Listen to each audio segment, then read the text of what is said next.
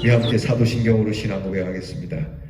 전능하사 천지를 만드신 하나님 아버지를 내가 믿사오며 그 외아들 우리 주 예수 그리스도를 믿사오니 이는 성령으로 잉태하사 동정녀 마리아에게 나시고 본디오 빌라도에게 고난을 받으사 십자가에 못 박혀 죽으시고 장사한 지 사흘 만에 죽은 자 가운데서 다시 살아나시며 하늘에 오르사 전능하신 하나님 우편에 앉아 계시다가 저리로서 산 자와 죽은 자를 심판하러 오시리라. 성령을 믿사오며 거룩한 공회와 성도가 서로 교통하는 것과 죄를 사하여 주시는 것과 몸이 다시 사는 것과 영원히 사는 것을 믿사옵나이다. 아멘. 찬송가 393장 오 신실하신 주 찬송하겠습니다.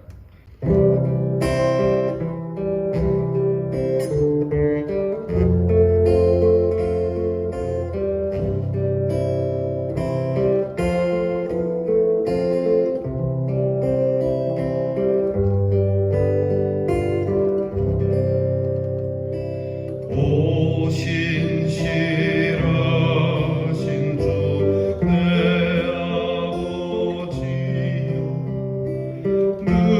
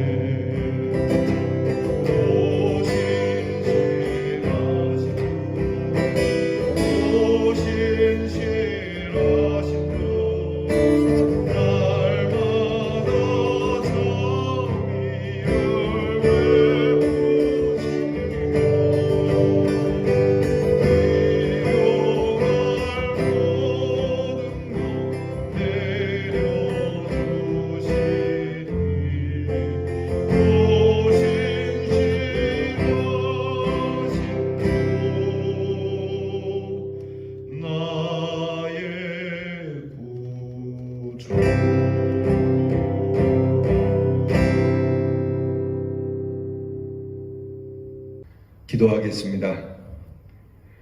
아침마다 하나님의 성실하심과 인자하심이 새로우며 변함이 없으시니 이 크신 하나님의 은혜에 감사를 드립니다. 늘 신실하셔서 우리 곁에 계시고 변하지 않는 사랑으로 오늘같이 그리고 내일도 영원토록 우리와 함께 해주시는 한결같은 주의 사랑 감사를 드립니다. 이 사랑이 언제나 함께함을 하나님 온 만물이 이 사랑을 드러내는 것을 저희들이 믿음의 눈으로 보게 하여 주시옵소서.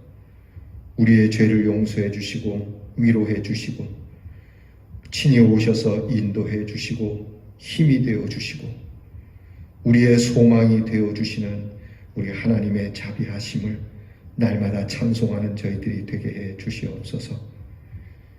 추운 겨울 날씨지만 가끔은 때로 포근한 날도 주셔서 이 겨울을 이길 수 있게 하시는 하나님, 하나님께서 우리의 인생 끝까지 그리고 영원토록 하나님이 우리 이렇게 이끌어 주셔서 늘 주의 곁에 두시고 주의 귀한 말씀으로 배부르게 하시고 살아갈 힘이 없는 자들에게 우리로 하여금 하나님 앞에 용기 있게 살아가는 모습으로 희망을 얻을 수 있도록 희망의 사람 또한 신실한 사람으로 살아가게 해 주옵소서. 오늘도 목마른 사슴이 시냇물을 찾는 것과 같이 하나님의 말씀에 우리의 가란 심령으로 엎드려 기다리오니 말씀해 주셔서 주의 귀한 말씀으로 우리를 새롭게 하시고 우리로 하나님 안에서 이 말씀이 얼마나 큰 능력이 되며 우리의 삶의 모든 일에 열쇠가 됨을 알게 해 주옵소서. 하나님, 믿음이 점점 쇠하여지고 변질되어져 가는 시대에 있습니다. 그러나 저희들의 믿음이 이 말씀 안에서 늘 새롭게 조명되며 하나님, 주님이 기뻐하시는 믿음으로 서게 하여 주옵소서. 아버지 하나님, 심히 우리는 연약함을 고백하지 않을 수가 없으니 오늘도 연약한 저희들을 붙드셔서 강한 주의 손으로 온전케 하시고 하나님이 내려주시는 그 하늘의 복을 저희들이 충분히 받아 참으로 복된 사람으로 그렇게 인정받으며 살 수 있도록 도와주시옵소서. 건강하게 하옵소서. 또한 하나님 형통하게 하옵소서. 하나님 주의 일을 감당할 수 있는 힘을 주시옵소서. 주의 뜻을 위하여 우리의 몸과 마음을 들여 이 어려운 시대에 복음을 전하기가 더 힘들어진 시대에 주여 저희가 더욱 빛이 되고 소금이 되도록 주여 저희들을 그렇게 만들어 사용해 주시기를 간절히 원합니다. 오늘도 하나님께서 그 신실하심으로 우리 온 성도들의 가정을 지켜주시고 또한 우리의 귀한 자녀들을 지켜주시고 이 나라와 그리고 모든 민족과 열방들 가운데 있는 교회와 성도들을 지켜주시옵소서. 예수님 이름으로 기도하옵나이다. 아멘. 오늘 우리가 함께 나눌 묵상의 말씀은 욥기 8장 8절로부터 22절 끝절까지 보겠습니다. 욥기 8장 8절로 22절 말씀입니다. 이제 성경을 열어서 저와 함께 같이 말씀을 봉독하겠습니다. 청하건대 너는 옛 시대 사람에게 물으며 조상들이 터득한 일을 배울지어다.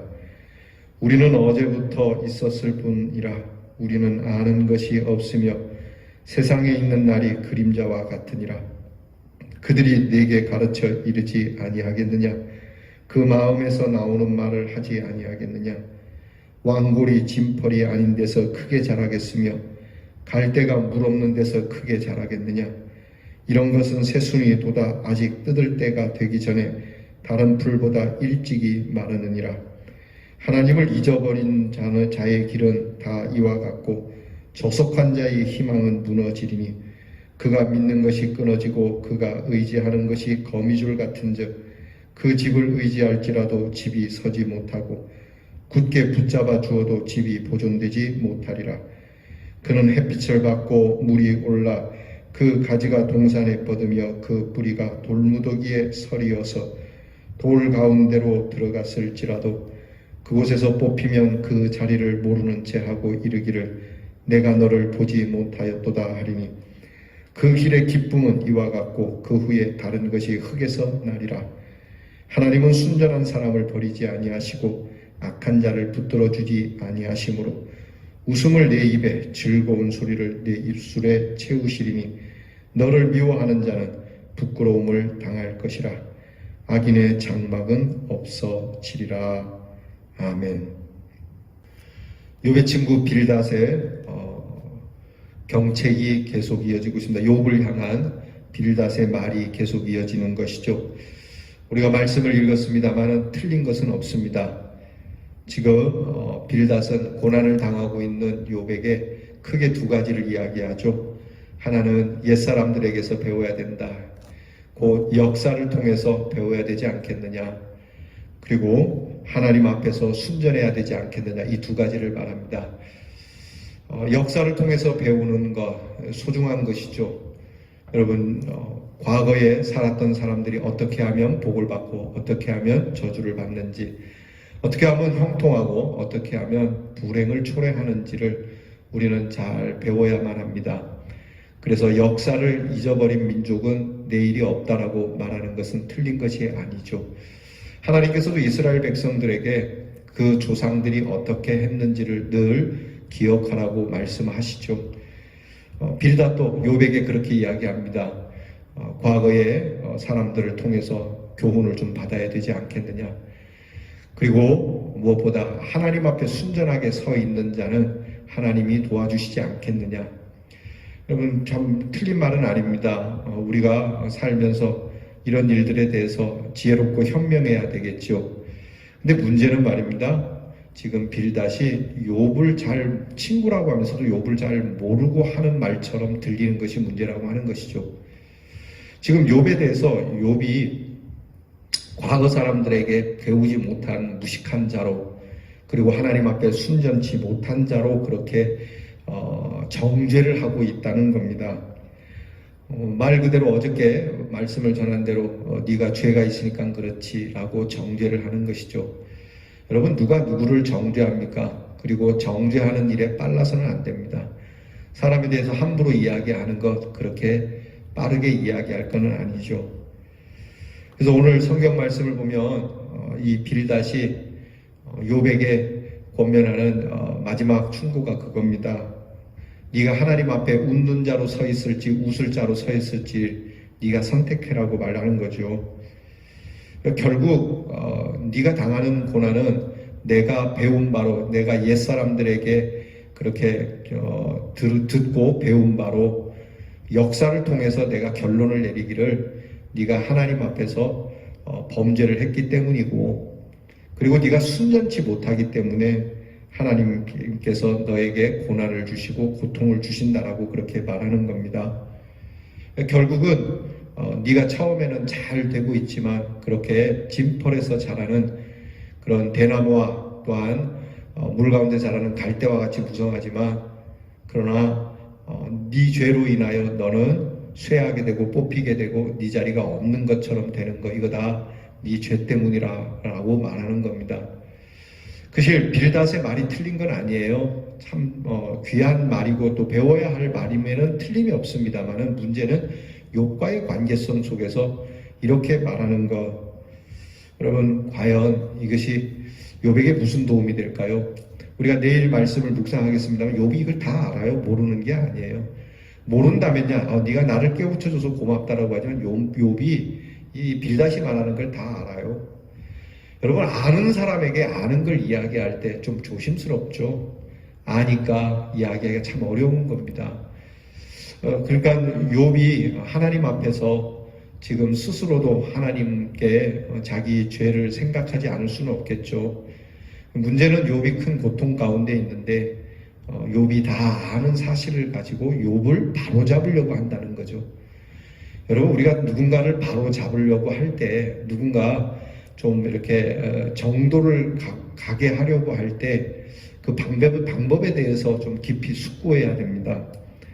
오늘 성경을 보게 되면 너는 결국 악인이고 너는 결국 하나님에 의해 지금 뽑혀지는 상황이다, 이렇게 결론을 내리는 이 빌닷의 이야기, 가슴을 찌르는, 욥의 안 그래도 고통스러운 일인데 빌닷의 이야기는 더 고통스러운 이야기가 되는 것이죠.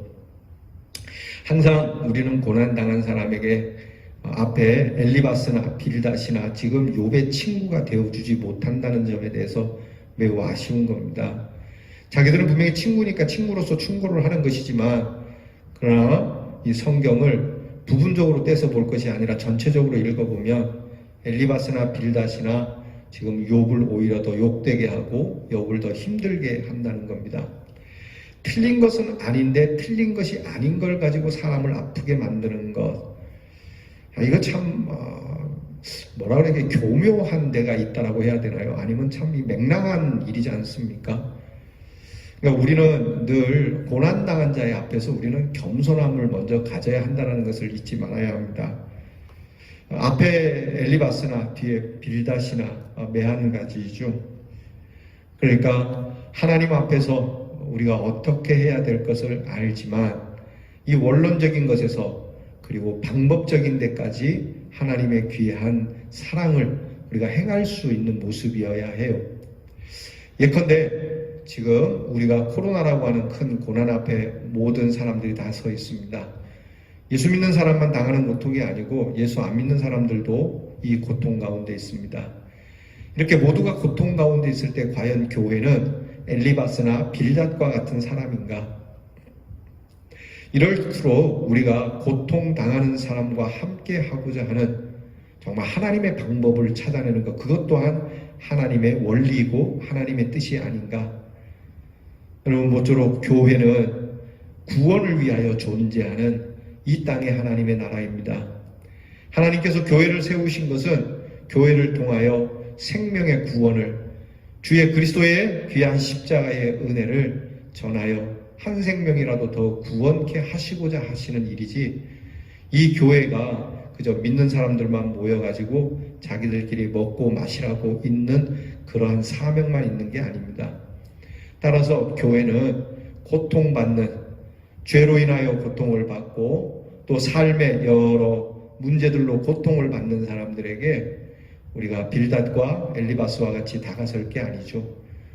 자, 하나님 앞에서 이렇게 하면 망합니다, 저렇게 하면 망합니다 라고 원리는 이야기하지만, 그것을 선포는 해야 되겠지만, 그러나 그들에게 다가서는 방법은 예수님께서 우리에게 오신 방법처럼 해야 된다라고 하는 것이죠. 죄인들과 함께 먹고 마시는 이유가 뭡니까? 바리새인들이나 율법사들이 예수님에게 붙여준 별명이 뭡니까? 죄인들의 친구라고 하는 거죠. 죄인들과 함께 먹고 마신다는 것이죠. 맞습니다. 예수님이 친히 그렇게 말씀하셨죠. 나는 병든 자를 위하여 온 것이지 건강한 사람을 위하여 온 것이 아니다. 나는 죄인들을 위하여 온 것이지 의인을 위하여 온 것이 아니다. 그러면 우리 교회와 성도들 또한 예수님의 이 말씀을 기억해야 합니다. 오늘 고통을 받고 있는 욥을 위하여 왔다면 이런 원론적이고 이론적이고 그리고 학습적인 것보다는 그 고통을 함께 나누어질 수 있는 귀한 삶이 필요한 것이죠. 자, 빌닷의 이야기 배울 건 있습니다. 다시 정리하면 우리가 과거의 역사를 통해서 어떤 사람이 복을 받고 어떤 사람이 저주를 받는지 배워야 되겠습니다만, 그실 고난이라고 하는 것이 그저 그 역사로만 다 이야기되고 이해되는 건 아니라고 하는 것이죠. 오히려 빌닷이 역사를 이야기한다면 때로 의인의 고통이 있다라고 하는 것을 그도 배웠어야 하는데 이것은 빠졌다라고 하는 겁니다. 그러니까 과거에도 욥과 같이 까닭 없이 의인임에도 불구하고 그렇게 어려운 일을 당하고 고난을 당하는 일도 있다라고 하는 그 역사는 빼버리고 역사의 축복과 저주만을 이야기하는 이렇게 편향된 기복적인 이런 신앙의 태도는 우리 모두에게 건강함을 줄 수가 없는 겁니다.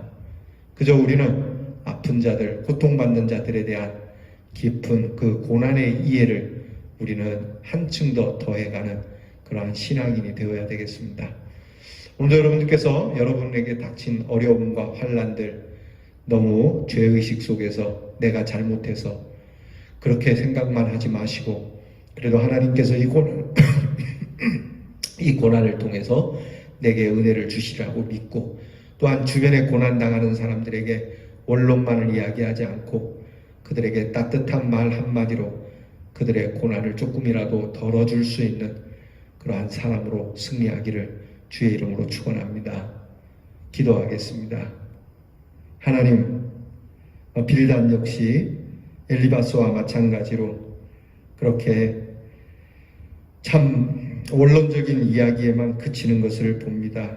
틀린 말은 아니지만 그러나 이 말이 고통받는 사람에게 어떠한 영향을 줄지, 하나님, 우리는 원론적인 말만 하는 성도가 아니라 고난받는 사람들과 함께하는, 그들과 동행하고 그들을 인도할 수 있는 움직이는 신앙인, 참된 위로, 살아있는 위로로 살아가는 하나님의 사람들이 되게 해 주시옵소서. 예수님 이름으로 기도하옵나이다. 아멘. 하늘에 계신 우리 아버지여, 이름이 거룩히 여김을 받으시오며 나라가 임하옵시며 뜻이 하늘에서 이루어진 것 같이 땅에서도 이루어지이다. 오늘날 우리에게 일용할 양식을 주옵시고 우리가 우리에게 죄 지은 자를 사하여 준 것 같이 우리 죄를 사하여 주옵시고 우리를 시험에 들게 하지 마옵시고 다만 악에서 구하옵소서. 대개 나라와 권세와 영광이 아버지께 영원히 있사오나이다. 아멘.